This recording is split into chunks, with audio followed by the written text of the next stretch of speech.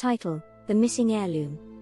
It was a dark and stormy night when Samantha received a call from her old friend, Daniel.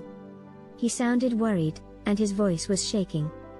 Daniel was an antique dealer, and he had just discovered that one of his most valuable heirlooms was missing.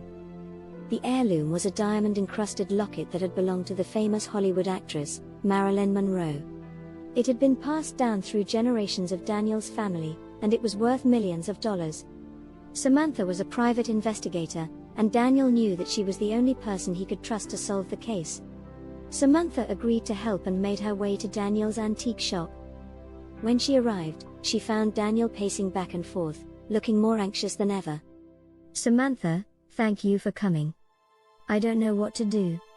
The locket was here yesterday, and today it's gone. I have no idea how someone could have taken it without me noticing." Samantha could tell that Daniel was genuine in his distress, and she knew that he was telling the truth.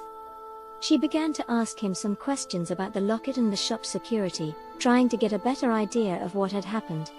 Daniel explained that the locket was kept in a glass display case in the back of the shop, which was accessible only to staff members. The case was locked, and the only key was in Daniel's possession. There were security cameras throughout the shop, but they didn't seem to have captured anything suspicious.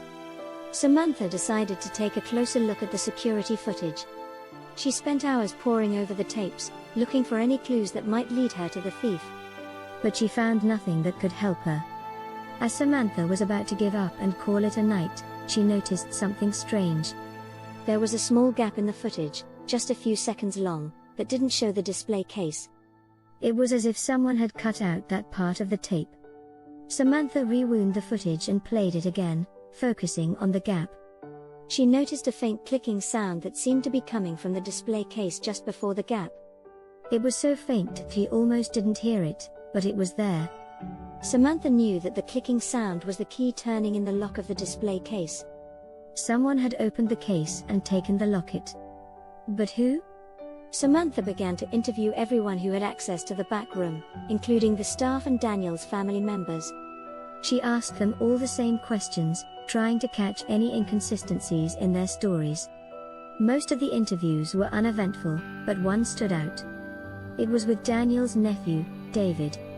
David had always been a bit of a troublemaker, and Samantha had a hunch that he might be involved. When she asked David about his whereabouts on the night of the theft, he became defensive and evasive. Samantha pressed him for details, and eventually, he admitted that he had been at the shop that night. He claimed that he had just stopped by to pick up something he had left behind. Samantha wasn't convinced. She decided to do some more digging into David's background. She found out that he had a history of theft, and had even been to prison for it.